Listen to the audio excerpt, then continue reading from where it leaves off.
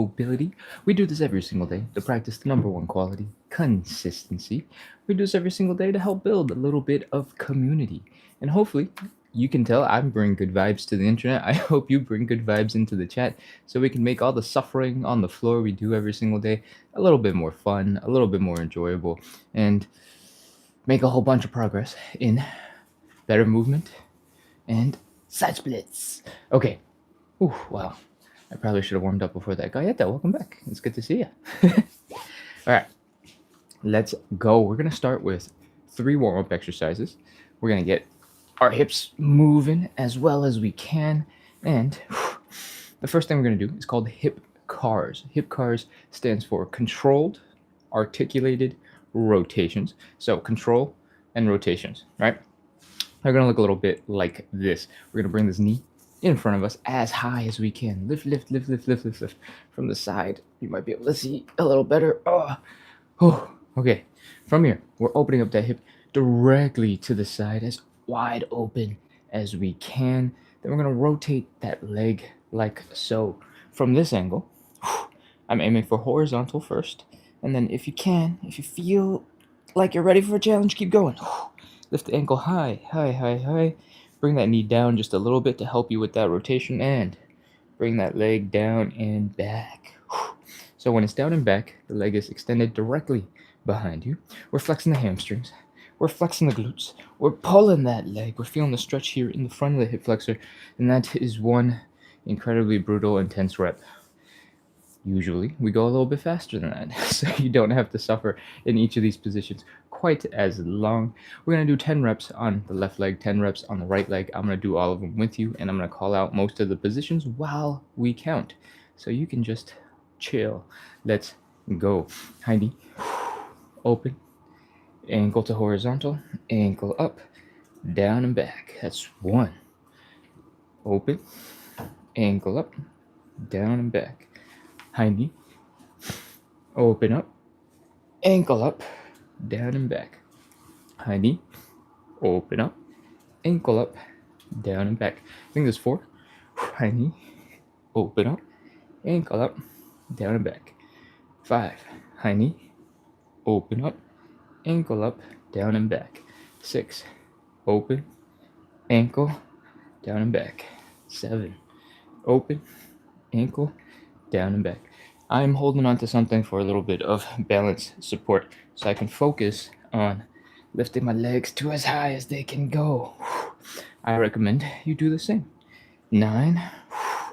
Last one. Open, ankle up, down and back. Oh, that is 10 hip cars on the left leg. That is 25% of our hip cars. We got 1 more for the front, and then we'll be halfway there. Let's go. High knee. Open up that hip directly to the side. Rotate the leg to horizontal. Then keep going. Bring that ankle up. Bring the leg down and back. Flex the hamstrings. Flex the glutes. 1. Open. Ankle up. Down and back. That's 2. High knee. Open up. Ankle up. Down and back. That's 3. High knee. Open up. Ankle up. Down and back. That's 4. High knee. Open up. Ankle up. Down and back. Whew. I'm going to hold on to something for balance. High knee. Open up. Ankle up. Down and back. That's 6. High knee. Open up. Ankle up. Down and back. 7. High knee. Open up. Ankle up. Down and back. High knee. Open up. Ankle up. Down and back. High knee. Open up. Ankle up. Down and back. Oh, those are 10 hip cars going forward for the left leg and the right leg. Take a breath. Relax. We're going to prepare to go in reverse. In reverse, we are just going backwards. We're going to hit all the same positions, just in a slightly different order. Okay? We're going to start by flexing the hamstrings, flexing the glutes, pulling this leg back, feeling the stretch here in the hip flexor. One note for you guys as you get a couple more reps in is a lot of the time when your hips are tight, your low back compensates. What does that mean? That means if you're really trying to bring this leg back and you're going back, back, back, back, back, back, back, a lot of the time when your hips are really tight, your hips are not going as far back as you would like. And your body is trying to get it to go really far back. So you start bending in the low back. And I do this all the time. So I'm trying to be conscious of it, and I'm trying to tell you to be conscious of it. If you're feeling like your low back is getting a little achy when you bring that leg back, it is probably because you're really, really flexing your low back, trying to get this bend to happen. I want you to instead almost imagine you're doing a little bit of a crunch. When you're in this crunched position, you're focusing on keeping your abs tucked a little bit. When you bring the leg back, you're going to be fighting against the tension in your abs, and that will keep you from opening up your chest and having pressure in your back. Cool? Especially for my low back pain peoples, this should help. So keep a little tension in your core. I'm exaggerating a little bit when I go into this crunchy position, but hold a little bit of tension. Shrug a little, or whatever this posture is. Bad computer posture. Intentionally hold it for a little bit, and you'll feel more of the stretch here in the hip flexor and less in the back. All right, let's actually talk about hip cars. We'll go bring the leg down and back, flexing the hamstrings, flexing the glutes. Keep that core lightly tightened.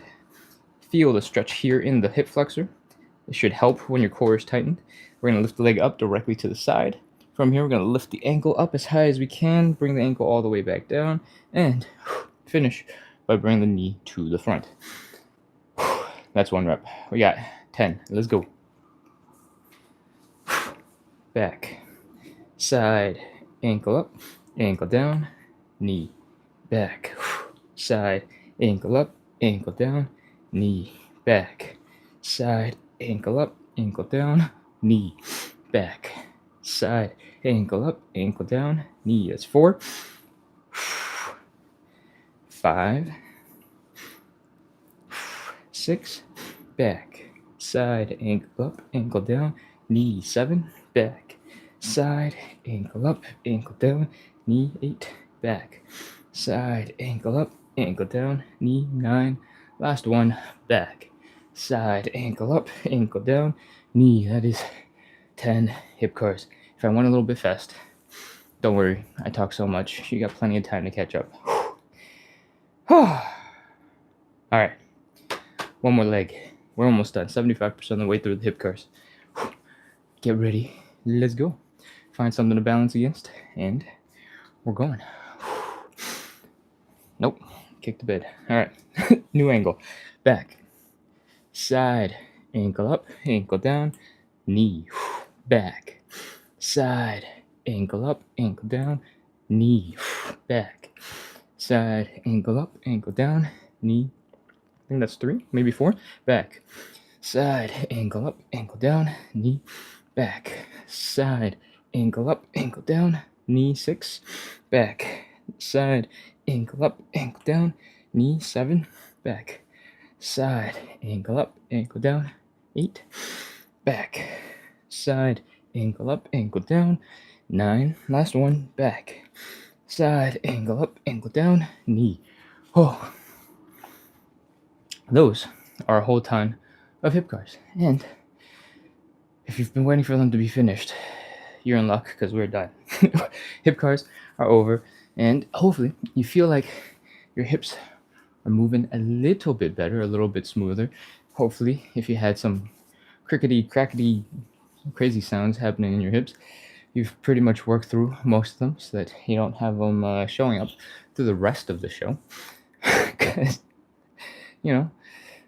that would be a nice warm-up thing to have happen. Okay, we're going to move on into the second warm-up exercise. But before we do that, I'm going to let everybody know who's on right now. We do this every single day. We're doing 60 minutes of live side split stretching and hip mobility. We do this every day to practice the number one quality, consistency, to build a little bit of community. I'm trying to bring good vibes to the internet. I'm trying to help you stay consistent, help me stay consistent. I need it too. And hopefully we build a little bit of community around it, because every day that we show up helps us become, a little bit more flexible, a little bit more consistent. But most importantly, with the community, it gives us something else to show up for, right? Giving you extra motivation to engage with other people who are spending a ton of time working on their hip mobility, hang out with other people, answer questions, support each other, and make the stuff around the floor we do a little bit more fun, a little bit more enjoyable, a less suffery. That's not really a word. Less suffery. I'm gonna just coin that. Uh, yeah. So if you've liked the show so far, hope you hit follow. Hope you subscribe. If you haven't decided, that's okay. We got a whole bunch more stretching to do. That was just the first warm up exercise. We got 3 warm up exercises in total and 5 stretches, and we end up doing some side splits at the end. This is not a promise that you're going to be able to do side splits. We're just going to be working towards that position at the end. Cool? Let's get into side split. Let's get into warm up exercise number 2. The second thing we're going to do is the elephant walk. We get to relax a little bit after the hip cars, and they look a little bit like this. We are getting into this L shape. We're bending at the waist, bring the belly button down towards the ground. For most of us, your low back is probably firing a little bit right now, and it's like, whoa, my back is tired. This is actually supposed to be a hamstring stretch, but I think a significant portion of the population is going to be like, oh wow, my back is really tight right now. So take a couple seconds, let your back relax, and once it's relaxed, we can focus on the hamstring stretch. Do a little wiggle, do a little dance, and when your back is no longer super tense, we can focus on the hamstrings. Bring the belly button down as low as you can go. Fold at the hips. Maybe contract the muscles in the top of your hips. Maybe contract your abs a little bit to just pull yourself down. And breathe. Don't hold your breath. We want to relax in this position as much as we can. Your hamstrings are probably really tight. You can give them a little massage. And we're going to add in the walks. The elephant walks is what we call the second portion. Everything that we're doing right now is just preparing us for elephant walks. We're going to bend one knee. We're going to straighten out the other leg. Then we're going to keep on trying to bring the belly button down to the ground. From here, you're going to keep switching sides. You're going to bend the other knee, straighten out the leg that was bent, and then keep on switching. Side to side. Your first couple of reps are going to feel really weird. It's going to feel real tight. Maybe here, right underneath your butt, where the hamstrings tie into your pelvis. This is going to feel real weird in the back of your leg, where your hamstrings are. You might feel a lot of tension in your calves. You might feel a tingly in your toes. That is pretty much all normal. So, as long as you're not doing this explosively and jumping into like a crazy position, it should be fine. Take it nice and slow, nice and gentle. Switch from side to side. We're looking for a moment where you suddenly realize, oh, this isn't so bad. I can do this. And where the awkwardness and the discomfort starts to just turn into, oh, this is normal. Because the first couple of reps are always brutal when your body's waking up and is going, oh, yeah. But once you get past that and you do a couple of these reps, it'll start feeling a little smoother, a little less crazy, and keep on trying to bring that belly button down. Bend, bend, bend, bend, bend. All right, hopefully you've gotten there. Maybe you're not super flexible still, and that's totally normal and okay. It's not going to happen overnight, but the position that you're in feels a little bit more normal compared to before. I don't pretend on this show. When we started and I was telling you, your low back is probably really tight, my low back was very tight. And so I took my sweet time slowly coming down because I needed that time. And what you're able to see now with me folded forward after the elephant walks, this is also pretty much the limit of my flexibility. I'm not like going, ooh, look at me. I can pretend I'm getting deeper into the stretch. I'm warming up simultaneously. This is the first thing I do. And if I'm also struggling to get out of something, that's also a genuine reaction. And the reason why I'm saying this and telling you all this is you guys probably are capable of way more than you think, and you just need to spend that extra minute doing these uncomfortable stretches, doing a little bit of movement to get a whole bunch more out of your body, especially in the winter when you're cold and frozen and nothing works and all you want to do is hang out in bed. It's highly likely if you warmed up a little bit and you spent an extra 2 minutes doing some stuff, you could be awesome at whatever else you wanted to do. All right, let's move on. We are going to get into that same position we were just in. Hopefully you shook out your legs, shook out your hips a second. And we're going to bend one knee, straighten out the other leg, fold back down. We're going to do some thoracic rotations from here. So what I want you to do is the bent legs, hand, I want you to reach across to the other side of the body. I want you to push against that leg and help your chest rotate. I talk fast, but you don't have to move fast. This is supposed to be gentle and relaxing, all right? Open up the chest, extend the arm, use your eyeballs, rotate that neck, look at the hand, reach behind you, reach, and come on down. Other side. Now my right leg is bent, my left leg is straight. I'm reaching across to the left leg, and I'm gonna open up that chest by pushing off of my leg. Reach, and that is one rep. We're gonna do 5 of these in total. And let's go. Reach. If you can, take a quick breath when you've reached what you think is your max. On the exhale, see if you can get a little bit more depth.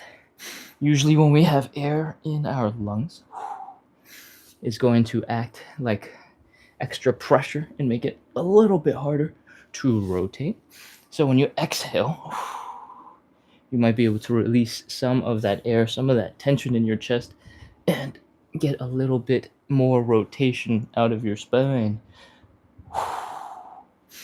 This rotation should be coming from a little bit everywhere, meaning it should not be one joint doing all the work. And if it is, you'll probably notice that it's probably not very comfortable if you're getting one joint to do all of this. So keep that in mind, that we want a little bit of rotation throughout the spine that adds up into this full rotation. Okay, I have absolutely no idea how many of these we did, but based on how tired my shoulders are, we've probably done 5. Let's go ahead, come out of that position, shake out your arms, shake out your legs. If your back is feeling a little bit better, great. If your arms and your shoulder blades in the back are feeling a little tired from that reach, great, because we're not doing anything else for the back or the arms. So let's move on into warm-up exercise number 3, the Cossack switches. So let me preview what I want them to somewhat look like. We want something that looks like this. Squatting down with your heels down on this leg, heels down on the other leg, and bring your butt over from side to side and switching. This is the Cossack switch.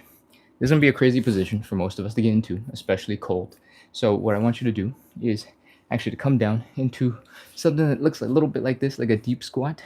And I want you to hug your legs into your chest for a little bit. Lean forward so that your heels are definitely off the ground. Try to relax into the stretch so that your Achilles tendon, your calves are getting a stretch while you work on folding your hips down to your knees. Pull your knees into your chest by hugging your legs and just do a little wiggle, a little dance. Loosen up those hips. While you do that, you are going to be pre-stretching, pre-preparing for the Cossack switch position. And I am going to point out a couple of other things about the Cossack switch before we get into them full time. From that kind of squatted, leaning forward position, I want you to just lean forward some more. You don't have to do this right now. I'm just explaining it once so you get an idea, and then we can do it together. You're leaning forward, putting some weight onto your hands so that you can make it easier on yourself to extend this leg out to the side. Again, this leg, I want the heel down. From here, we're setting up so that this heel is also down. You can keep your hands down the whole time to give yourself a little bit of assistance, but I want this heel down. For some of you, you might be able to get super low. A lot of you will probably need to start pretty high up on the ground, off the ground. It might look a little bit like this. It's going to be a little bit harder to keep your hands on the ground to support you. So this is a moment where if you feel like you might need to grab a stool, something to elevate, maybe even just a couple of inches like yoga blocks, that is something that you should do. It's totally possible to just do this without anything, but it might be a little bit more difficult. Cool? So what do we have so far? Heels are down. Put your hands down, lean forward, walk your hips over to the other side. When you get to the other side, I want you to sit back and try to squish, work on those muscles that we're preparing right now, and come on back. We're gonna do 10 of these in total. As you get stronger, I'll demonstrate other variations, but for now, we're ready to start. I hope you're ready. Let's come out of the squat, huggy leg position. I should give a better name to this. Extend the leg out to the side. Plant your heel. If you're higher up like this, that is totally fine. Try to lean forward and put your hands down. Just the fingertips is enough if you can't get much further. And scoot your butt over to the other side. For our first half rep, scoot it back for the first rep. Keep on leaning forward. And you can bring your legs a little closer together if you want to see if that changes anything. Oh, keep on going. If you're feeling like these are easy, you can get rid of your hands. You can keep going. If you feel like even that is easy, you can stand up really straight, stick your hands up directly in front of you. You'll start activating some different muscles. And remember, we are sitting back for like half a second on every rep, trying to get our heels down and sit in a stable position, stretching a little bit at the bottom. And 8, 9, last one, 10. That is our Cossack switches. That is the end of our warm-up. If that sounds like a scary sentence, that was the end of our warm-up. What's coming up next? Don't worry. This show is about stretching and mobility. I have to get everybody warmed up so that we have blood pumping, heart rate up, muscles warmed, so that when we get to the stretches, you can actually get some stretching done. So what's coming up next is 5 different stretches that we're going to hold for 30 seconds each. We're going to take a couple of seconds to get into position, to try and get into a deep stretch, and then we're going to hold for 30 seconds. Grab a sip of water. Chill for a second. Catch your breath. Cossack switches are hard. Your hips and legs are probably tired. You're going to need a little bit of a cushion for your knee. It's not mandatory, but it helps. What we're going to do in just a second is a hamstring stretch that looks like this. We're going to put all our weight onto one leg. Then we're going to extend the leg forward. We're going to fold into that leg. So this leg would benefit from a little cushioning. Couch cushion, old slippers, yoga mats that you just roll up, old towels, anything to give a little bit of padding will do. I don't think I even have other options. Yoga block is what I'm going to use. Okay. I hope you've taken a second to rest. I'm going to scroll real quick in the chat. Spam Ken sends a thumbs up. Hey, thank you. I don't know what the thumbs up is about, but cool. And Eric the Celestial says, hey Ken, I'm here and ready. Hey, that's cool. I watched your live for over 100 minutes. That's sick. Actually, that's just 1.5 lives. We spent a lot of time. No, that's awesome. Thank you for being here. And thank you for practicing consistency. Okay, let's talk hamstring stretch. We're going to drop to one knee. If you have a big enough pillow, big enough cushion, you can kneel both knees on it for the moment. We're having our hips go directly in front, our chest directly in front, and our head directly in front. Then we're going to extend this leg also directly in front. If you get into a position where you're not really balanced, you're kind of struggling, You can open up that stance just a little bit. And from here, we are folding forward. We're bringing the belly button down to the thigh. All right. It's going to look a little bit like this. Your hamstrings are going to feel tight. They're going to feel a little uncomfortable. They're going to be unhappy with you. And just like how we were warming up for the elephant walk, we're just going to chill here for a little bit. Okay, next up, we're going to take a big inhale. Fill our chest with air and then exhale slowly. While we exhale, we're going to try and fold a little bit deeper. This stretch is coming from your hips. All right, so I want you to fold at the hips. We don't really want this type of rounding. Oh no, the earbud slipped underneath the cart. That's hilarious. Everything's good. We're fine. We don't want the chest to come down like this and the head to round, because that puts a whole bunch of stretch in our upper back, and it doesn't actually make it any easier or harder for us to do anything with our hips. So don't do that. Straighten out the back a little bit. Fold forward. Let's go. 30 seconds. Inhale, exhale. Inhale. Exhale and fold.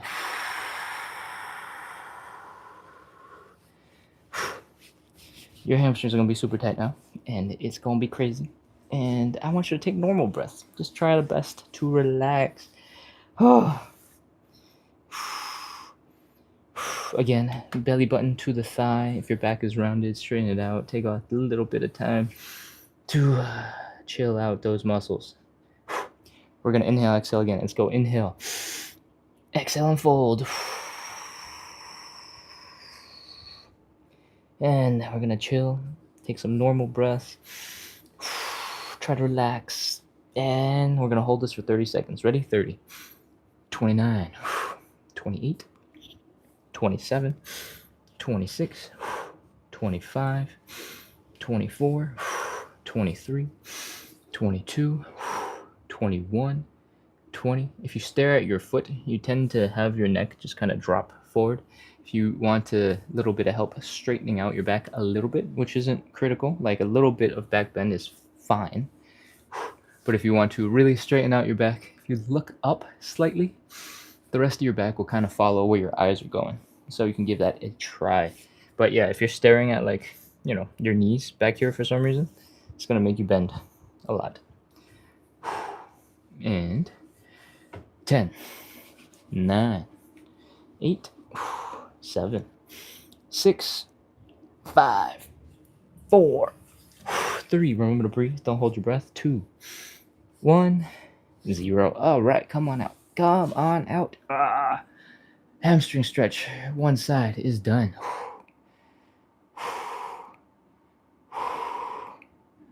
Okay, let's go. Other side. Switch on over.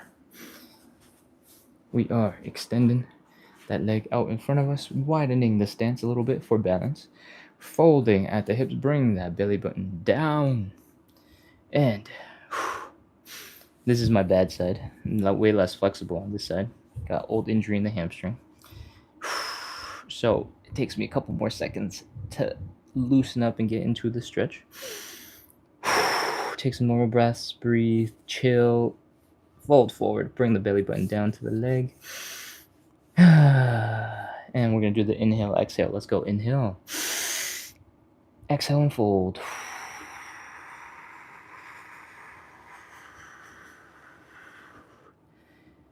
Take some normal breaths. Your hamstrings are probably dying and crying right now. Massage them if you can. If your toes are tingly, that's also kind of normal. One more inhale, exhale. Inhale. Exhale and fold.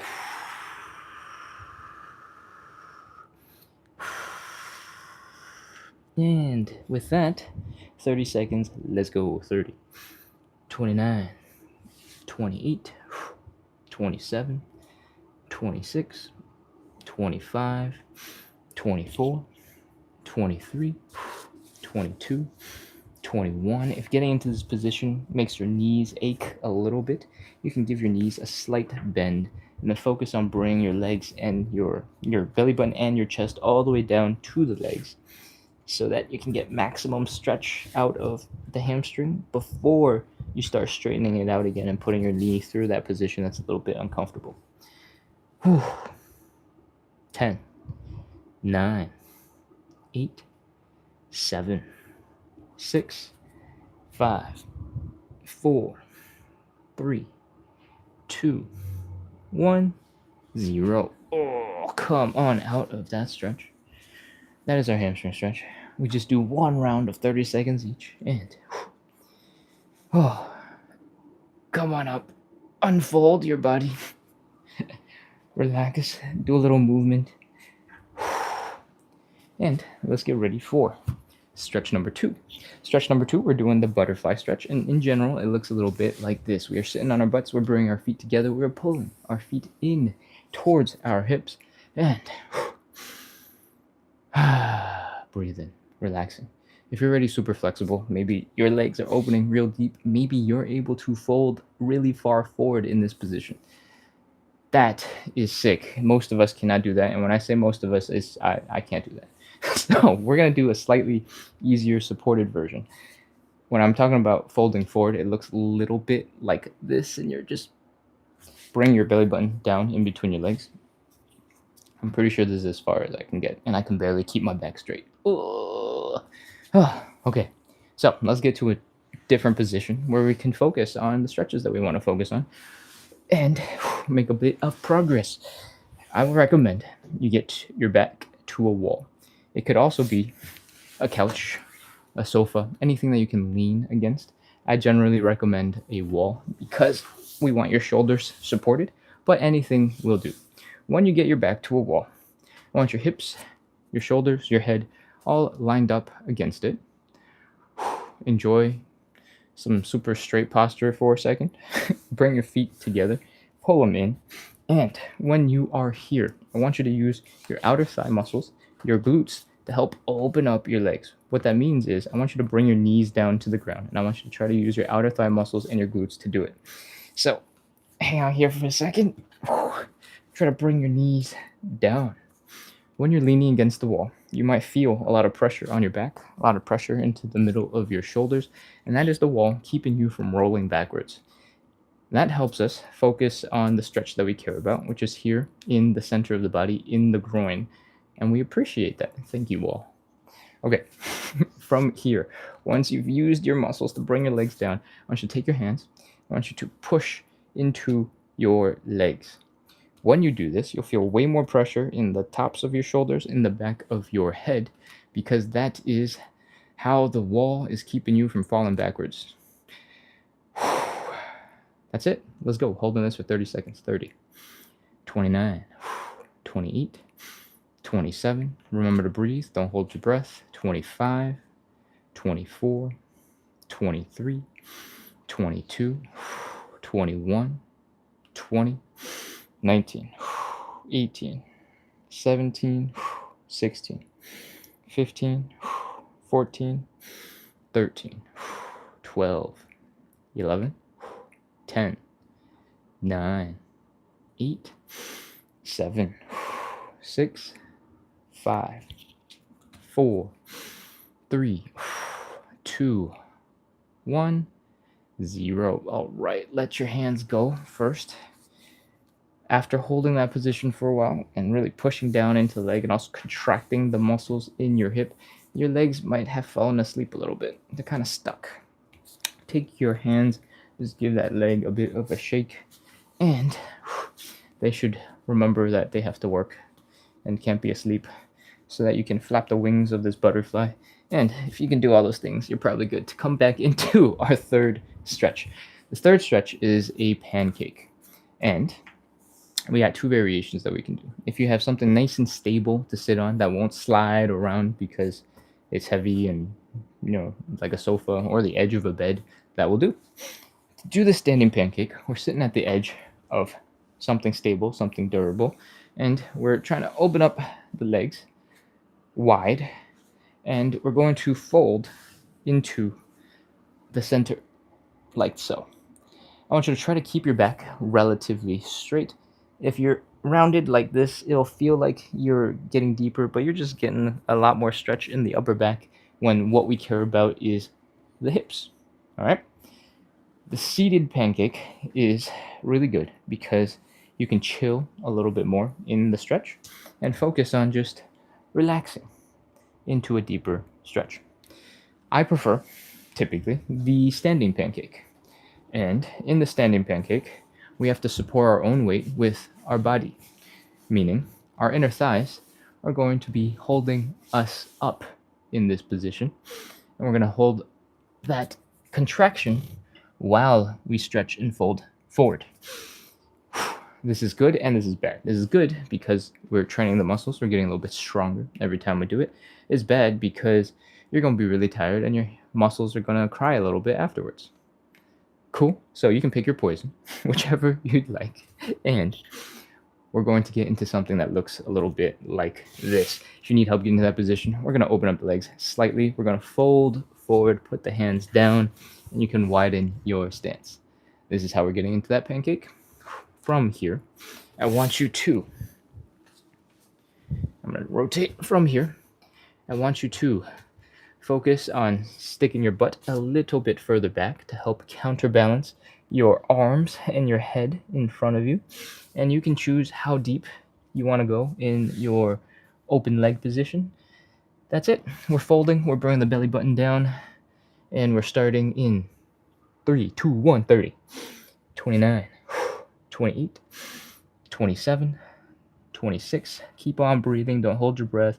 Bring that belly button down towards the ground. 23, 22, 21, 20. I am slipping on this carpet. 19, 18, 17, 16, 15, 14, 13, 12, 11, 10, 9, 8, 7, 6, 5, 4, 3, 2, 1, 0. Put your hands down. Come on out. Okay. Bring the legs in. Slowly. Oh, man. Okay. And you can kneel. You can chill. You can breathe. The standing pancake does that to you because there's two sets of muscles that are working really hard. That is, like I said earlier, your inner thigh muscles, the adductors, have to hold your weight up while getting stretched. When they're stretched out in a lengthened position, typically they are going to be a little bit weaker than you would like. And that's a struggle. So 30 seconds of contraction is really tough. The other place you're probably really feeling it is in your hamstrings.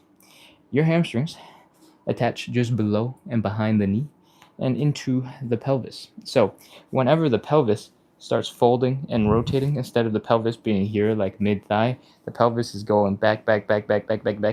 And at some point, when you're folded far enough forward, it's much higher than where it was. The tops of the bottom of your hips, the sits bones, when you're going like this, is way up here, where it used to be over here. So you're lengthening by quite a bit. And that means it doesn't matter if your feet are together and you're just trying to touch your toes, or if your legs are apart and you're doing a pancake. As long as your hips are folding, your hamstrings are getting their butts kicked.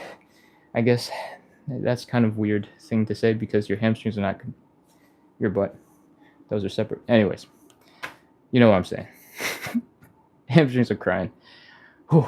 Hope the little anatomy lesson gave you a couple of seconds to chill out, relax, move, loosen up, because we got 2 more stretches to do. The next one we're going to do is the figure 4 stretch, I believe, because we just did the pigeon. So to do the figure 4 stretch, it looks a little bit like this. We're bringing the leg across the body. We're bringing the leg up towards the belly button. And we're bringing the belly button down towards the leg. Looks a little bit like this from the side, and we are trying to get the stretch here in the side of the hip. All right? In the side of the glutes. So, in the figure 4 stretch, and you can do the pigeon if you prefer. If you got a favorite, go ahead and get into whatever you like. But for the purposes of our show, I only explain 1 per day, or 1 per live. And today we're doing figure 4. What we're doing is, once again, getting on our backs, chilling out for a second, breathe, crossing the leg over to the other side like we're just chilling, relaxing. And then we're going to reach our hands into that leg triangle around the leg. We're going to pull it towards our chest. And that's the whole setup. Straightforward, easy. You might feel it a little bit here in the hamstrings, but we want you eventually to feel it here in the outer hip. So from here, relaxation time is over. Pull your knee into your chest and feel that stretch. Give me a second. I'm going to rotate. If I spin too quickly, this carpet will go crazy underneath me. So, whoa.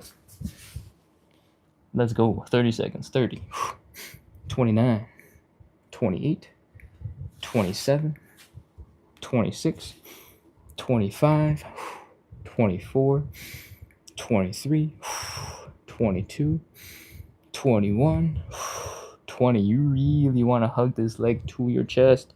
Bring it up. You want to feel the stretch out here in the glutes, in the side of the glutes.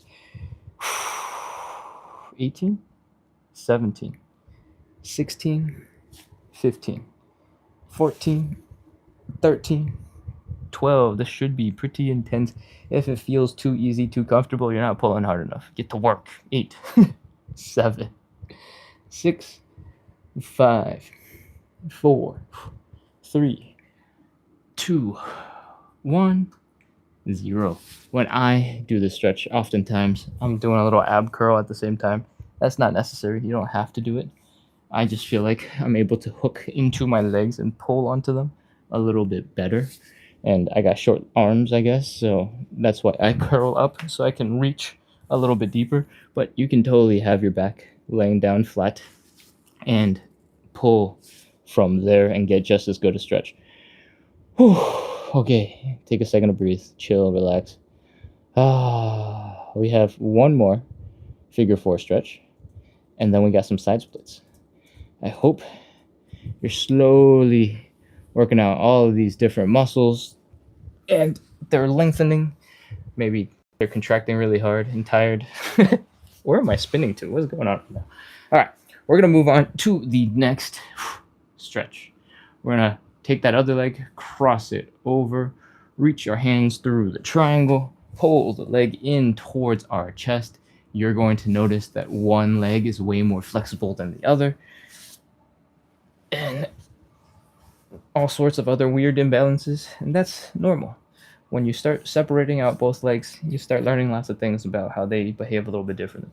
And that's okay. You can just train them and focus on them a little differently too. From here, reaching our arms through, pulling the leg in. Let's go.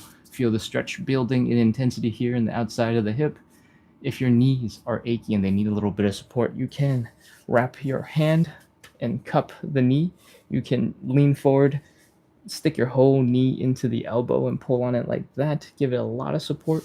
What you do is up to you, but you can definitely give your knee a little support. All right, let's go. 30 seconds. 30, 29, 28, 27, 26, 25, 24, 23, 22, 21. Remember to breathe. Don't hold your breath.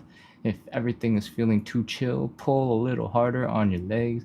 18, 17, 16, 15, 14, 13, 12, 11, 10, 9, 8, 7, 6, 5, 4, 3, 2, 1, 0. That is our figure 4 stretch. If you're tired, you probably did it very right. If your hips are feeling quite tense, that's also possibly a good sign. Since you're here, keep your shoulders planted on the ground and keep your leg crossed. Let your body fall to one side, or let your hips fall to one side. Keep your shoulders down on both sides and let it fall to the other. And let that low back release a little bit of tension. Nice and gentle. You're not forcing anything to happen, just letting yourself flop over to the other side. And unfortunately, it's time for some side splits. So there goes that relaxation stuff we're doing. Go, come on up, back into standing. Let's talk about some side splits. Whew. If you've been here for a while, awesome. It's good to see you. Welcome back. If you're just joining in for the first time and you're like, wow, what are we doing? Just hanging out on the floor. We're doing 60 minutes of live side split stretching and hip mobility work. We do this every day to practice the number one quality, consistency, to build a little bit of community, and to make the suffering that we do on the floor in our stretches, in our exercises, a little bit more fun, a little bit more bearable, so that we can combine all those things and make it a little bit easier for us to make progress in our hip mobility towards better movement and towards our side splits. All right, if that sounds fun, if you've enjoyed the show so far, make sure to hit follow, hit subscribe, keep coming back. We do this live every single day at 9 p.m. Eastern. And on the weekends, we do this live again at 9 a.m. Eastern. So Saturday morning, Sunday morning, 9 a.m. Eastern, we have some extra lives. And that means in like 11 hours, we got another one coming. You don't have to come for both. It's probably a little bit of overkill, especially if it's your first time and your hips are going to be a little bit sore, a little bit tired tomorrow. You don't need to do both. But if you want to really hear all the little tips and things that I got for the form, coming 2 times in a row, taking the second one a little bit gentle, that might be nice. Cool. Anything else we got to cover? No, I think it's time for some side splits. Let's talk side splits. Don't worry if you don't think you got the flexibility for it. We're breaking it down into little pieces and then slowly moving towards it. And in addition to that, I want you to feel safe. I want you to feel very comfortable. I want you to feel relaxed. Partially because I don't want you to be stressed out, but also partially because when you're relaxed, your muscles have a better shot of also relaxing. Tension, when you're nervous, when you're stressed out, when you're walking down a dark alley and you're like, ooh, what's going on? Your muscles automatically start tensing up and getting serious. What we want to do is the opposite of that. We want the muscles to relax, to chill out so you can get into nice, stretchy looking positions, right? So, why am I saying all this? One, for the sake of safety, I want you to have something right behind you. That could be a wall that you can fall back on. It could be your bed that you fall into. Could be a couch. Just make sure that it doesn't move, it doesn't slide out from underneath you, because that will be really scary, and that's the opposite of what we want. When you're in a side split position and you're trying to figure out how to get into it, you're like, ugh, moving. Sometimes there might be a situation where you rotate a little bit too much and you lose balance and you're like, oh, and you start falling backwards. If you have something nice and soft to fall into, it'll be much more manageable and it won't be scary at all. So find something like that. In general, usually I recommend you stand 8 to 12 inches in front of a wall. And when you fall backwards, your shoulders will smash, maybe your hips will smash into the wall, but your butt will not fall all the way down, and that will feel way safer. Cool? That is the safety spiel. If you want, get as many cushions as you want, anything to make the environment feel like it's going to be soft and fluffy and comfortable. All that is cool. If it helps you relax, it's great. Okay, let's actually talk side splits now. Safety component over. We're going to stand, we're going to open up our legs, and we're going to fold forward. The hips should not hurt, so if they do, you can bring your legs in. From here, as you fold forward, I want you to try to put your hands down. If you're not flexible enough for your hands to come down, then I want you to simultaneously try to open up your legs as you come down. When your hips are folded forward and your head is also like this, we're already in a side split position. All right. And from this position, you should be able to open up your legs a little bit wider without pain. So if you were coming down and this position already, you were starting to feel a little bit of discomfort in the hips, when you fold forward, you should be able to get a little bit further. Okay. So hopefully that gets you low enough that your hands are on the ground. If not, feel free to find something to give your hands a little bit of support.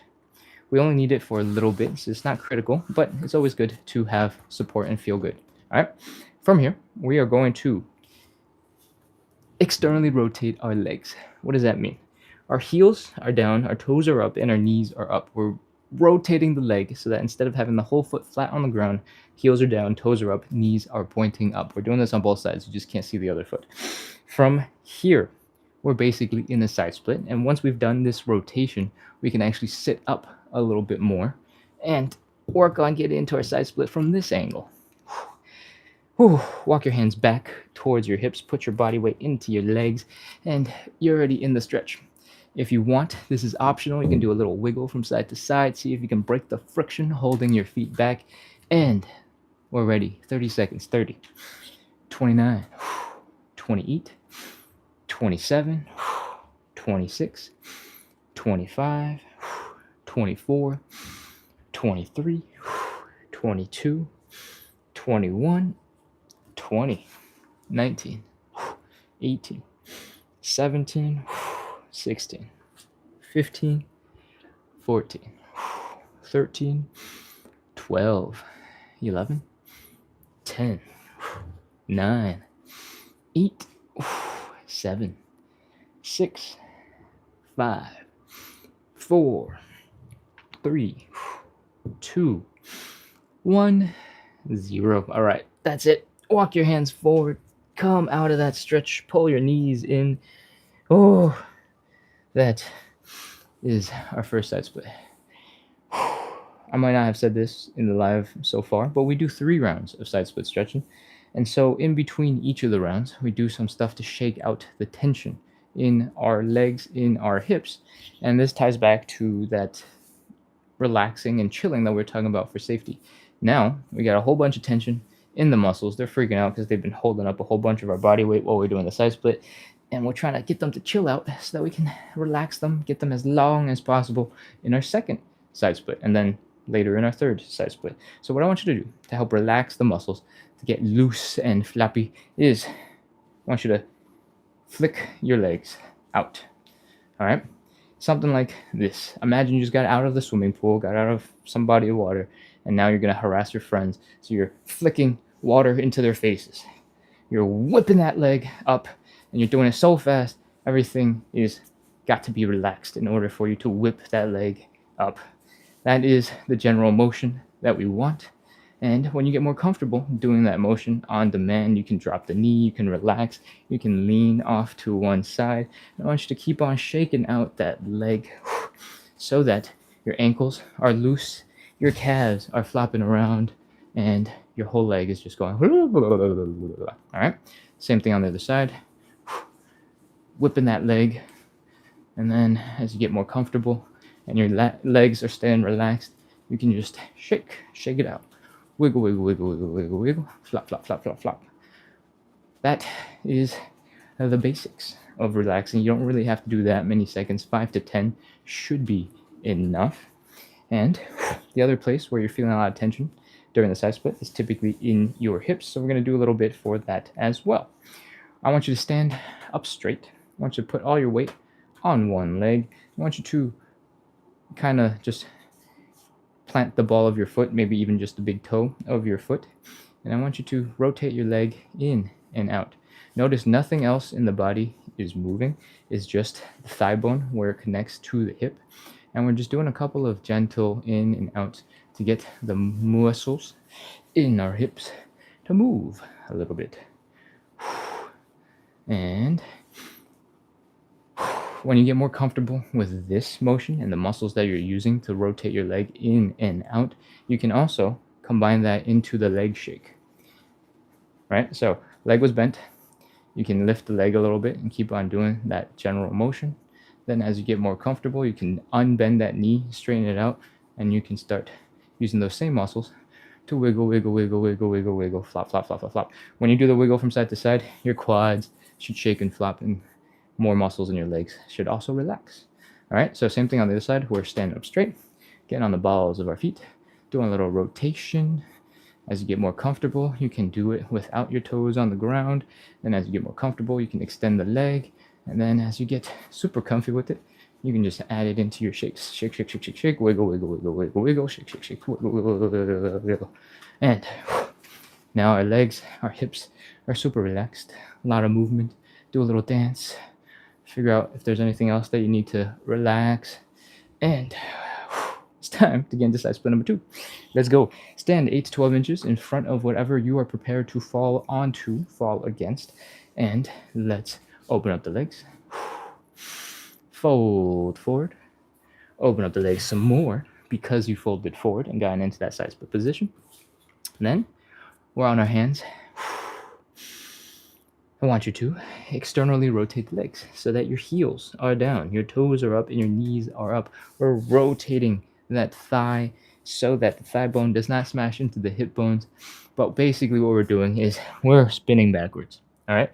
When your head is pointed towards the camera, your whole back is horizontal, and your feet are down, and you're able to get into a deeper position. When we rotate the legs, we're basically just giving ourselves the opportunity to sit up backwards, right? So that we can have our head point up into the ceiling instead of in front of us. And to do that, we're just keeping that same position we had from over here. We're rolling everything backwards. Whew. All right, from here, walk your hands back, open up your legs, do a little wiggle from side to side, see if you can get deeper into the stretch.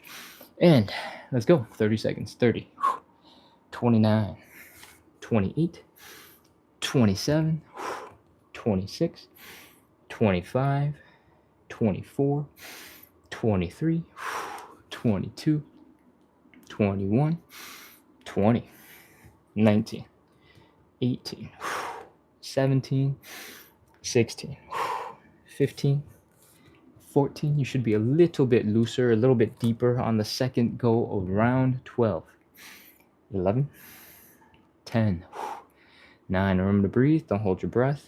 7, 6, 5, 4, 3, 2, 1, 0. That is it. Walk your hands forward.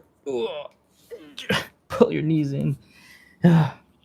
Let the hips relax. Let the legs relax. Kneel for a second. Breathe. Chill. And when you're ready, let's get back up and shake it out. Shake it out. You can grunt. You can groan. You can make as many sound effects as you want. I can't hear them, so it doesn't matter to me. From here. Let's go. Shake it out. Remember, we're flicking water off of our toes. We're whipping it into the eyes of our enemies or friends or cousins or siblings, whoever, whatever age you want to pretend you are.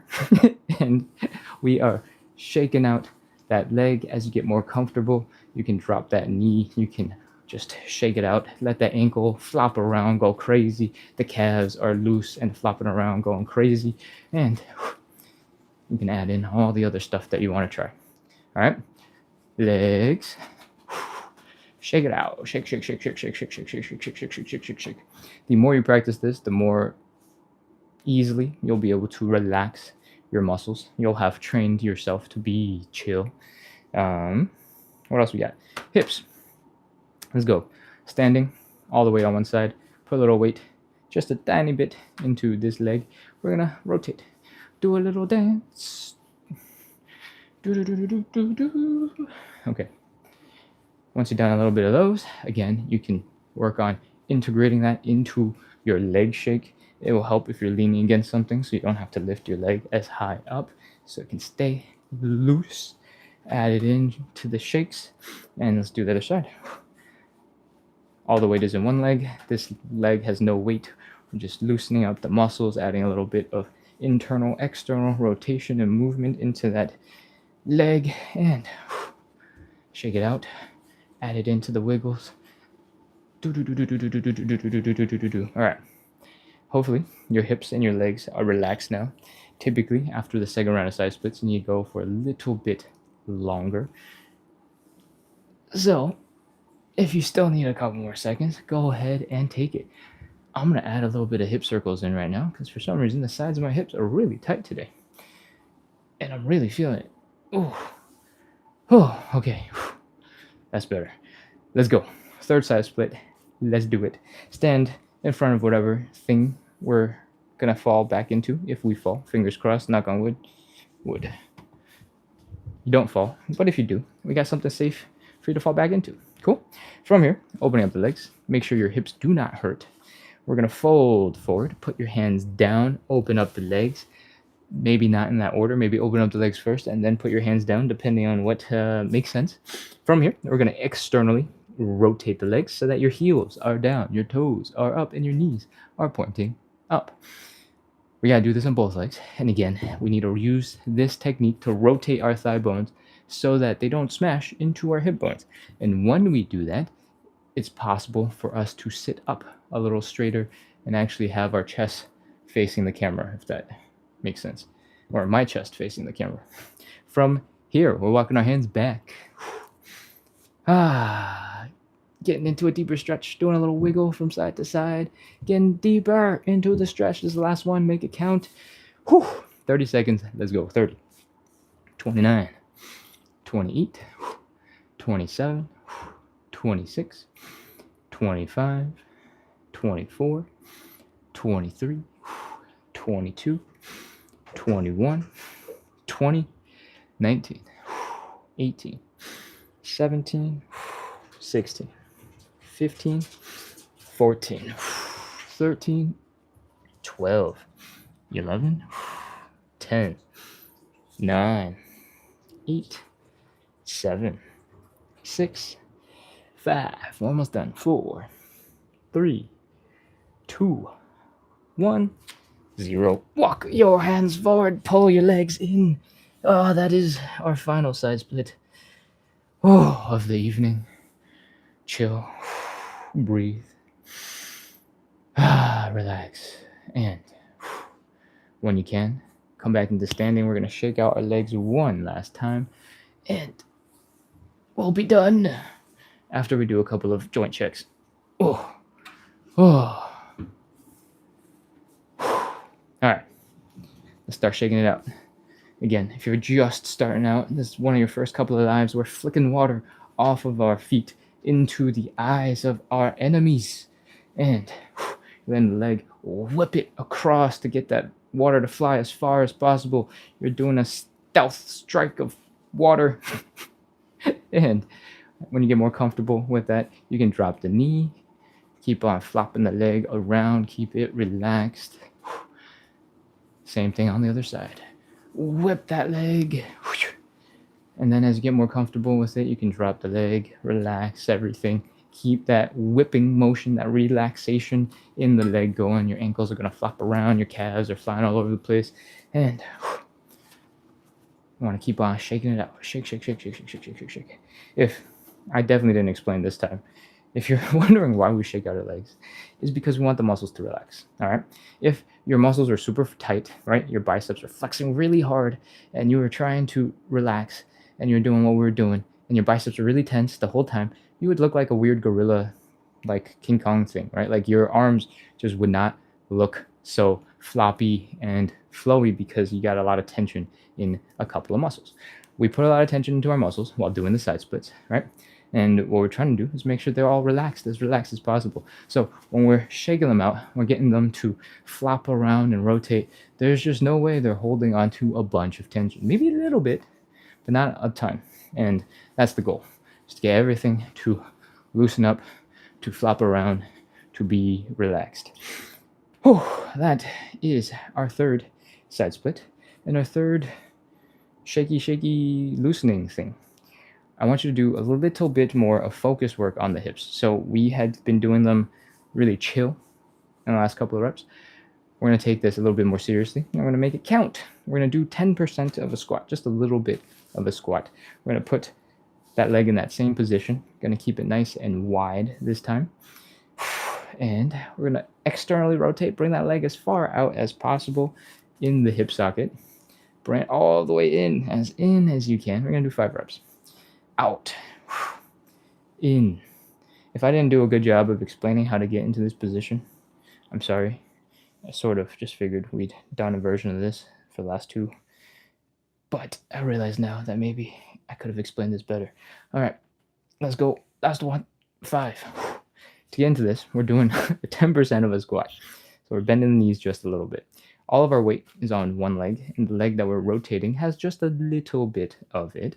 And when we widen the stance, it becomes more difficult on the hips. There's more weight in the hips automatically. And we're rotating the leg in and rotating the leg out. All the movement is coming from the leg bone at the hip socket. Nothing else is moving. We're trying to bring our knee in as far as possible, trying to open it up as wide as possible. And we're doing 5 reps. I think this is 2, 3, 4, last one, 5. Whew. Whew. Remember, we're trying to make this as fun as possible. So if some of these moves feel like we're dancing, we're doing some stanky leg, do that. Have fun. Have fun with it. If you want to do this type of movement and just dance, by all means, enjoy yourself. Have fun. It's great. Okay. We're going to wrap up with some joint checks. And they, for the most part, look like this. We're going to do a couple of hip circles real quick. And this helps to stretch out some of those muscles across your hips and the back and maybe even the front, depending on how extreme you take this circling. Whew. Lift the knees, do a couple of high knees. You'll know if those are working out pretty much as soon as you start. From here, we're going to pop into a squat. I want you to fold your belly button down. Maybe your low back is a little bit tight already, just like before. We're going to push the knees forward and try to fold all the way down. If you can, we're going to feel that Achilles tendon stretch in the calves because the knees are pushed forward. And from here, I want you to try to do a little bit of a calf raise. If you can pull off all of these movements, you got the knee bend, you got the ankle flex, you got the toes doing the balancing thing, calf raise, squatting, your hips are probably good. And that means we're all wrapped up. Thank you so much, everybody, for coming in, practicing consistency, working on some side splits and hip mobility today. Whew. It has been an hour and 6 minutes or so. I hope you had fun. I hope you're feeling warmed up and, I guess, loosened out, feeling like you're moving a little bit better. And hope you enjoyed the live. If you haven't yet, make sure to hit follow, hit subscribe. I forgot what the word was. Hit follow, hit subscribe. Keep on coming back. We do this live every single day at 9 p.m. Eastern. And we have bonus lives on the weekends at 9 a.m. Eastern. So Saturday morning, Sunday morning, 9 a.m. I'll see you there. And yeah, we do this consistency thing every single day. So Monday through Sunday, 9 p.m. Eastern, which is basically what you just joined for. Keep on coming back. I hope you enjoyed it. I hope you enjoyed the good vibes. I hope you add to the good vibes, engage in the chat, help each other answer questions, and that's it. Hope to see you soon. Okay, I'm gonna check the chat because I have not been back for a while, and I'm gonna answer any questions. Let's see. Eduardo says, "Hi everyone, how are you? I arrived late, but I'm here." Whoa, it's in English. Is there an automatic translate function? No, built into YouTube. There's like a little translation symbol right next to it. Eduardo, this is so cool. Thank you for being here. Thank you for staying super consistent. And thank you for always sending good vibes. And I'm so happy that whatever YouTube has done to automatically translate the text is working really smoothly because nothing reads weird at all. Thanks, Eduardo. All right. Let's see. What else we got here? Travel Director says, "Ooh, this is great." And Gayeta says, "Good job, everyone." Samantha says, "That part just killed me. LOL." Were we doing the side splits? Is that what killed you? Or is it the final little bit of like hip wiggling, the leg shaking? Is it the killed me laughing type, or is it the killed me I'm so tired I can't move type? All right. I'm going to scroll through some chat and see what else we got. Then we will wrap up. Trevor Throxy is telling somebody about how to turn your notifications on, maybe to get a bit more information about when the lives are starting. Katarina asks, "Is this a new apartment?" I'm traveling, so these are just rentals that we get for like a couple weeks at a time. Yes, this is a new apartment by default. Yes. User 4870123652997 asked, "I love the idea of this. Is there a way to set reminders?"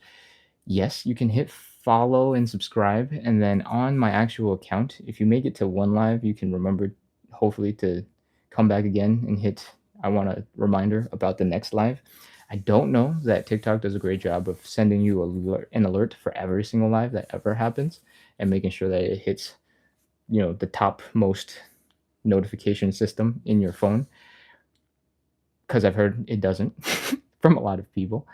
We have a couple of people who are using alarms and setting the alarm for whatever time it is in their time zone for the live, and hopefully, maybe that works. Good luck. Thank you, Travel with Roxy, for explaining that in the chat as well. Che, thank you for the roses. I appreciate it. What else we got? Thwan Martins 823 says, "Hi, hello, welcome." We just wrapped up 60-ish minutes of live side split stretching and hip mobility work. We do this every day to practice consistency, to build a little bit of community, trying to make it a little bit more fun while we stretch and struggle and suffer on the floor so that we can all make a whole bunch of progress together. The most important quality I care about is consistency. So I'm here every single day at 9 p.m. Eastern and on weekends. So right now at 9 a.m. Eastern. And you can feel free to come on in, hang out for the next one, because the next one's in like 10 and a half hours. Let's see. I'm still scrolling. Sheena, welcome back. It's good to see you. And Eric, thank you for being here. Ooh, Yonata says, my hips hurt. Can you help? LO. Oh, help, please. Hip pain is really complex, so I can try my best to give you a couple of tips, but you might benefit from finding someone who's got a little bit more expertise. The hips are complex because, and this is part of our very first warm-up exercise, they can do a whole bunch of things, right? They can help you lift this leg out in front of you. They can open up and do this. They can have your leg rotate around while in these weird, crazy positions, and they can even let you bring your leg back. So having hip pain is complicated because all of these different muscles, all of these tissues are tying into your hip, and everything is kind of going to be connected to a whole bunch of other things. In fact, just based on how your foot strikes the ground when you are walking could impact your knee, and that impacting your knee can also impact your hip. So it could very well be something that started way further away from the hip that is causing the hip discomfort. And the short-term relief might be a stretch for the hip, but the actual long-term fix might be something that has to do with how you stand, how you walk, and how you put pressure on your knees. Yeah, I'm going to exaggerate a little bit, obviously, but if you're hanging out and spending a lot of time in a position that looks kind of like this in your day-to-day life, you're putting a lot more pressure on the inside of your knee, and you're putting a lot more pressure on the outside of your hip when it's rotated, right? It's not so bad if it's just for a couple of seconds during a stretch, but if you're walking and your arch is collapsed and your foot is going in like this a little bit, I'm exaggerating. Once again, most people's legs won't be this noticeable. Your knee might start coming out this way.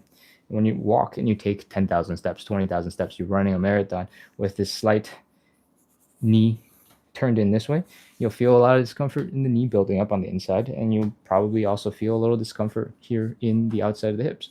So that was just an example of how complicated hip pain can be. And so, I guess where am I going with this? It's going to be really hard for me to diagnose. Not that I'm capable of diagnosing anything anyways. So, I'm going to need a bit more specifics about what hurts and what doesn't hurt to help point you in the right possible direction. Yeah. I think that is as far as I can answer that question. So you're not to send me some other details and we can talk about it. XJSKZOZ says, you are so flexible. Thank you. I've been doing this live or some version of it for a little over a year now. And that means I've had a lot of time to work on that flexibility. If you want to see the starting point, the live thing, this thing started on Instagram way back when. And the username is the same. It's at splits on the side. Basically, the first couple pieces of content, if you watch it, will show you how flexible or not flexible I was back then. And you can compare that to where we're at now. and you'll know that basically all of the stretching that I do these days is in the live and what it was able to do for me. Cool. All right. Let's see what else we got. What else we got? What else we got? Oh, I think that's all the chat. We didn't have that much today. Cool. Cool, cool, cool, cool, cool. I'm going to scroll back down and we're going to talk about the leg stuff I talked about just a second ago, I think. Mariama says, my knee has been so painful. Bright Pearl says, I need to work on my ankle. The inner part, I'm flat-footed. Okay. I'm not a podiatrist, so I don't actually have very specific scientifically backed information on how to resolve flat-footedness or anything remotely similar to that. But I think it's possible to train up your feet muscles so that they do a better job at supporting the rest of your body. All right. In the example I gave, where if you're a little bit more flat-footed and when you step down, if your arches collapse, which means there's not that roundedness going on, if your arches collapse, it tends to be the case that your ankle and your knee goes in a little bit like this, right? If you're staying strong, we typically want that Achilles tendon to go very straight up, but when your heels collapse, it starts to have this bend into the side, right? I think even if you're flat-footed, it is possible for you to strengthen your feet so that it holds you up a little bit better. And when you have slightly better alignment, it can help impact other things that are getting irritated. It's totally possible for you to be flat-footed and not have knee pain, right? I'm pretty sure that's the case. But if you're having some knee pain on the inside here in this general area, it's possible that it's because your arches are collapsed and your knee is going in like this when you step. I'm exaggerating a little bit, again, so that you can see what happens when your arch doesn't exist and you're just letting your leg flop in. And if we're doing a couple of exercises, this is actually cool for strengthening your knee because you're just doing a couple. But when you're walking around and spending your whole life in this type of position, you're putting a lot of pressure every single day, taking lots of steps, jumping and landing and all sorts of whatever else you're doing. That can cause a lot of discomfort over time. So exercises for your feet. I don't know if these will actually strengthen your feet because I haven't been so focused on trying to train up my own feet and I don't have the experience to tell you that this is definitely going to work. But we can talk about foot exercises to help you get a little bit more out of your feet in general. If you want, you can try these while we go. I want you to try to spread all your toes out as wide as you can. A lot of people, this is going to be really difficult. And once you do that, I want you to try to lift some toes, right? Keep your balance, hang out, lift all your toes off the ground so that all of your weight is being put on that pad of flesh under your big toe. Lift those toesies. You're going to feel the rest of your weight on your heels. And when you're doing this, I think your pinky flesh can come off the ground, so it's just those 2 points. The big toe pad thing and your heel pad. And when you get used to that, you might notice that you have an arch forming. And the way you're balancing is a little bit different. So it's possible that with enough of these, you can develop and train your muscles to be a little bit different. I don't know if that's true, but it does seem like that to me. From here, we can do a whole bunch of other things. You can work on your toes a little bit more individually. You can try to squeeze them together like they're fingers. I don't know if you've ever seen these, but they're like people who can play like the piano with their feet because of like some sort of arm injury. So your toes are capable of way more dexterity than we give them credit for or ever use them for. And to turn them into cool things in normal life, you can use your toes to go grab things, right? Like they can serve a purpose. They can grab things. They can pinch things. You can use like the curling of the fingers to try and grab things. You can pinch things in between your big toe and your second toe and your third toes or whatever. The stronger your toes are, the more useful they are, the more muscle you're going to have control of in your foot. I think that will contribute towards slightly more control of your feet, right? If you get super strong, you can start doing things like this where you can just crawl with your toes by pulling your toes in. I don't exactly know how I acquired this skill. I just have it. Somebody showed me a video online. I was like, oh, I think I can do that. And you can just clench your toes and move a little bit. This carpet is going crazy. I'm going to stop creating wrinkles in the carpet. All right. I think in general, a little bit of working on the muscles in your feet will help, but the arch is not that simple. And the longer you haven't used it, the harder it's going to be to build up the strength. There's going to be all sorts of fascia and tissue kind of just doing whatever they want because they got used to your previous leg positions. So it'll take a lot of time for you to actually change the way you walk. But it might be helpful to really focus on balancing on your feet, right? So I haven't talked about this on this live in a while, I think at least in several days, but you can imagine the bottom of your feet like a tripod. There's one part of the tripod under your big toe. There's one part of the tripod just under your pinky toe, and there's a final part of the tripod on the heel. So if you imagine trying to balance all of your weight on each of these 3 points, I think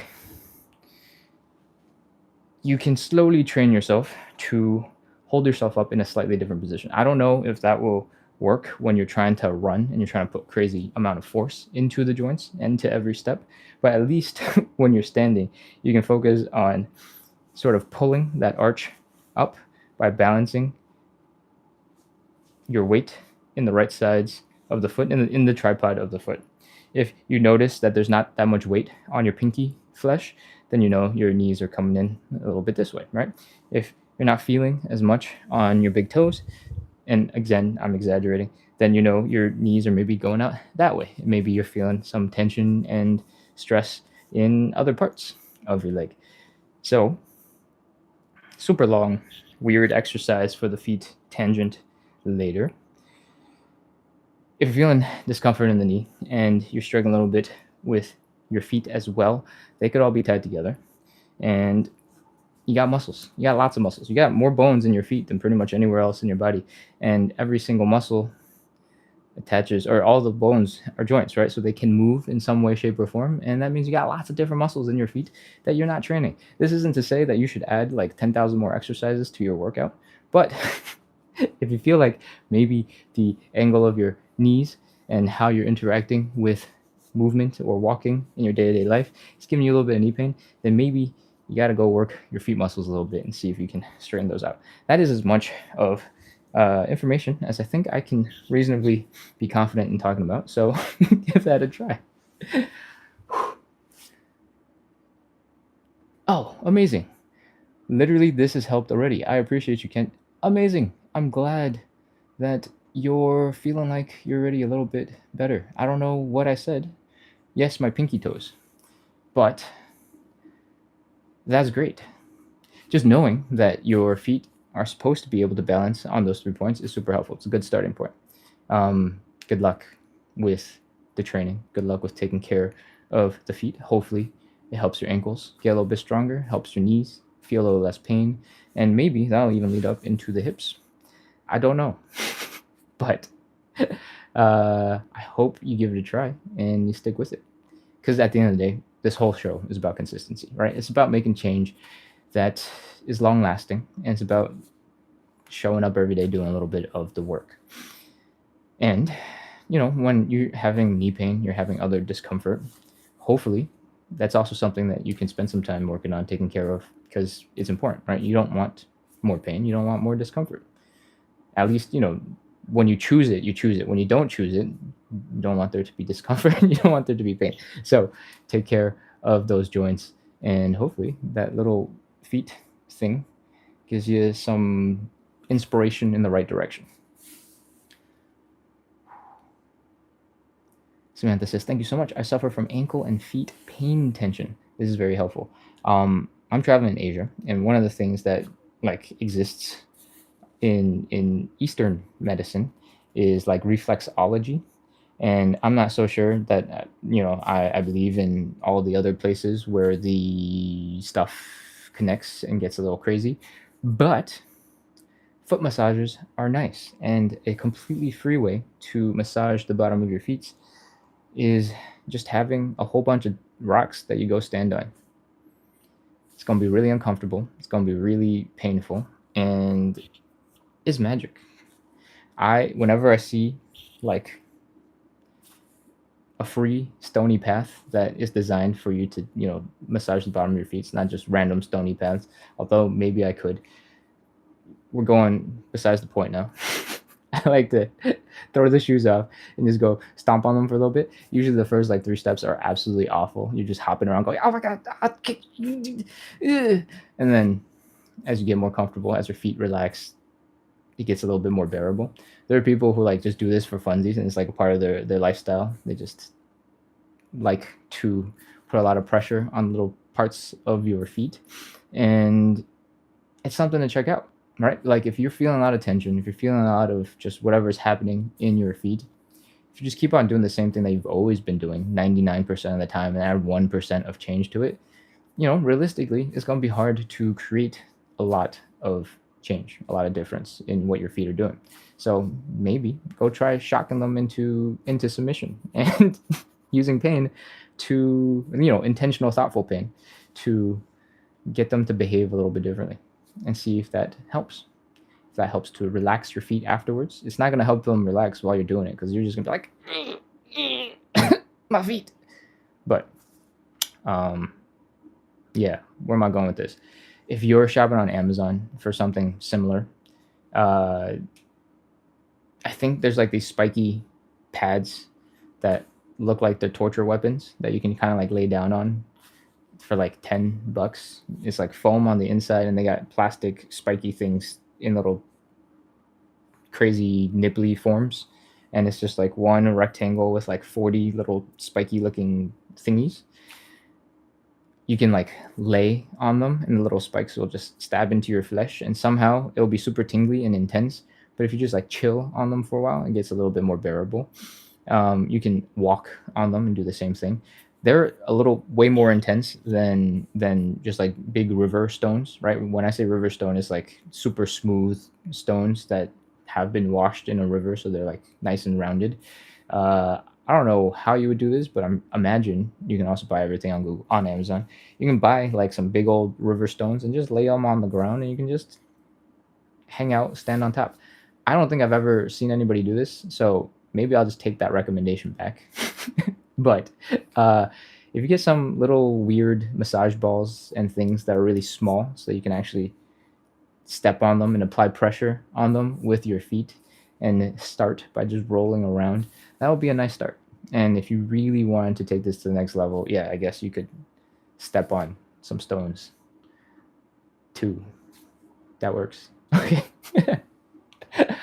Oh, I think that is most of the questions in the live. We're still talking about river stones and feet things. I hope you enjoyed it. I hope you had fun. And if your feet are tired and they need some love, you want to try something new, go step on some funky things, right? Maybe don't just go running on Legos. That is probably going to be a little bit intense. But if you have a whole platform of Lego and then you step on it, maybe that won't be so bad. That might work too. I'm just coming up with weird ideas to maybe experiment with. We got another question over here on YouTube from Madoff that says, hello. I run every day for 4 kilometers. How to deal with some flat-footedness? Honestly, I don't know. Especially because when you run for 4 kilometers every day, you're putting a lot of impact on your feet. I don't know how you would build up the strength for your normal flat-footedness. That's flat-footed when you're just operating at normal pressure, normal life, to build up quite enough strength where even when you're running, it doesn't just flatten out. Um, I got no idea, but some basic exercise might lead you in the right direction. And we talked about this a couple seconds ago, so I'll recap. Your foot has three main places where it should be supporting weight, right? If you're looking at the bottoms of your feet, right underneath the big toe, there's a big old bone right here. And right underneath your pinky toe and your heel, these three places form a bit of a tripod. So when you're standing and just resting in place, not really doing anything immediately, you should be able to feel that the weight is nicely balanced between those 3 points, right? And as you get more used to this feeling, when you're going about the rest of your life, you're trying to figure out, walking and chores or whatever it is that you have to do, you can be a little bit more conscious of how your legs and how your feet are interacting with the floor. I know in the winter, my feet hate being cold and the floor is going to be cold. So I spend a lot of time doing something like this. All right. This is probably good for ankle mobility, but it's also probably not that good for practicing stability while actually walking because I'm like, it's so cold. The floor is awful. And I wander around and the sides of my feet are, minimal surface area is getting cold. And my toes are clenched like this because I'm just struggling. So it's probably not a great long-term position to be in, but I do it. And I know that I do it. So when I know that I shouldn't be doing it and I'm trying to consciously be aware of what my feet are doing for things like squats and such, I try to make sure that my feet aren't rolling out when we're doing squats. If it's intentional, it's fine, right? Like you're adding it as a part of your exercise. But if it's unintentional and it's just happening because it's how you move, then we want to focus on making sure that our weight is centered in between our toesies and we are stand strong in our feet. What else I got? What else I got? The arch is basically designed to be a spring in your foot, right? Like it is designed to be able to flex and move. And maybe your flat footedness is that you just have some extra thick, I don't know, chunky fat deposits or flesh on the bottom of your foot. It might not be that you don't have an arch. It might just be that you got some extra foot flesh. I don't know. I have no idea. Um, is there anything else I want to talk about? I think that's all I got. I'm not a foot expert. I am not a podiatrist. So all I can do is encourage you to experiment with proper balance and some good foot positioning, and then try moving your toes in different new ways because they are underutilized. Your toes are capable of so much movement, and you should try giving it some love and seeing if they can help. If you play some unique sports, if you run in the sand or something because you box and do a lot of road work running every single day, your big toe has a lot of power generation involved in it, right? Like if you are doing a striking sport, a combat sport, your big toe is doing a ton to help you pivot, to help you rotate. Some athletes will have these ridiculously huge like calluses on parts of their feet because they're using the feet to generate a lot of power. For most people, us normal folk, usually we just spend a ton of time in shoes and none of our toes actually do anything because they're stuck in shoes and they're designed not to have your toes do very much, right? So if you're struggling with your feet a little bit, start experimenting with getting your feet and your toes to be able to do stuff. Once they can do stuff, you're starting to understand how your feet are able to work and how they're able to do things. You might be able to make a little bit of progress. That's all I can not offer. I'm not a podiatrist. I'm not an expert in feet, so good luck. I hope you find a better expert in feet for this. Okay. That is it, I think. Thank you everybody for coming in, hanging out on the live, practicing consistency. If you don't know what we do and you joined in recently while I was talking about feet, We do 60 minutes of live side split stretching and hip mobility work. We do this every single day to practice consistency, to build a little bit of community, to make the suffering on the floor that we do every single day a little bit more bearable, a little bit more fun. I try to bring good vibes to the internet, and I try to be as helpful as possible. Sometimes we ask questions that I just have no idea how to answer. So I do my best when I can. And if I have somebody that I know that I should probably refer you to go find out more stuff on YouTube, I will do that. For feet, I got nothing. I got nothing at all. So that's it for me. I hope you had fun. I hope you learned something. I hope now that it's been like 20 something minutes since we last worked out, you're feeling a little bit more relaxed, a little bit more chilled out, so you can go to bed feeling nice and smooth in your movement. And yeah, we have lives every single day, Monday through Sunday at 9 p.m. Eastern. On the weekends, which is coming right up, this next live is at 9 a.m. Eastern. So after you go to bed, you can wake up and come right back into another live. Crazy, crazy, huh? That's it. Hit follow, hit subscribe, keep on coming back. Let's practice consistency. Let's work on that hip mobility and the side splits together. Whew. All right, I'm shutting down the chat. Whew. Bright Pearl says thank you and send smiley faces. All right, goodbye, everybody. I'll see you tomorrow. Bye. Over here on YouTube, we have nothing else, I think. Madav, as you run, your shin bone hurts. The shin bone hurts. The shin bone hurts. Shin bone hurts. There's something called shin splints, and typically that happens when an athlete's muscles are getting stronger a lot faster than the bone is able to handle, and you're basically putting pressure onto the bone. All you have to do to work on that a little bit is to survive, basically. I don't think you can make shin splints go away. You just need your bones to heal up a little bit. But if your shins are hurting because they're getting really, really, really, really tired, it's possibly because when you're running, you're lifting your toes up really high and you're dropping them down. So if you have to lift your toes like this over and over and over and over and over and over and over again when you're running, this muscle will get really tight and uncomfortable, and that might be the shin pain that you're feeling. It just might be muscle like tension and exhaustion. What else do I know about the shins? When that muscle gets really tight and intense, it'll hurt to point your toes down. It'll hurt to step down, and it will be just generally uncomfortable all the time whenever you're trying to do stuff. In the short term, maybe you can try to run a little bit less and have a little bit more healing in the legs. In the other areas, you can consider thinking about maybe change up your shoes a little bit.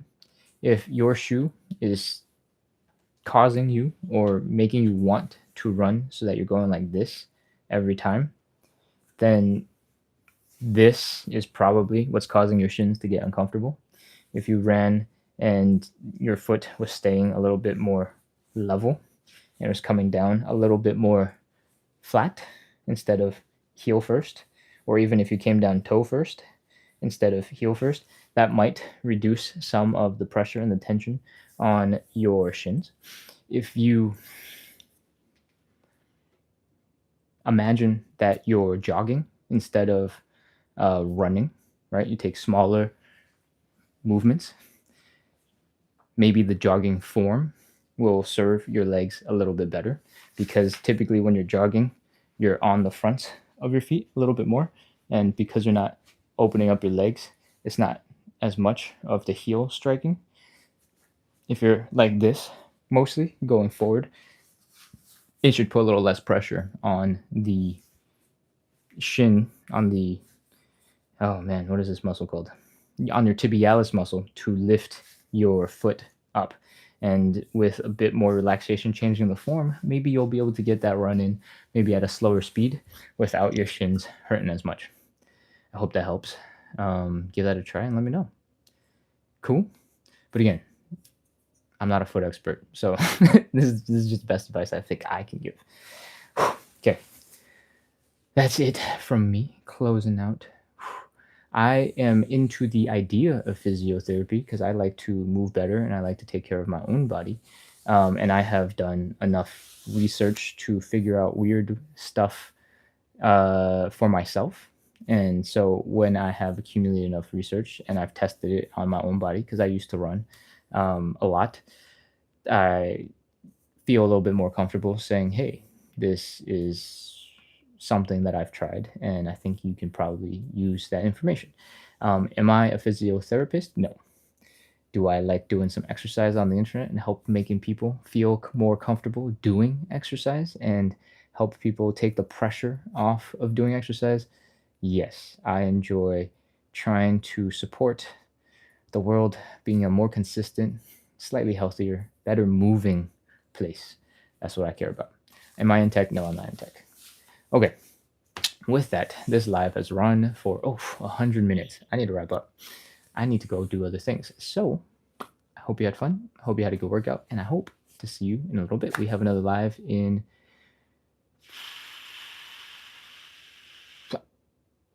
10 hours and 17 minutes. So you can show up for that. But if that doesn't make any sense for you, feel free to come back in 22 hours and 17 minutes tomorrow. Cool. I'll see you soon. Bye.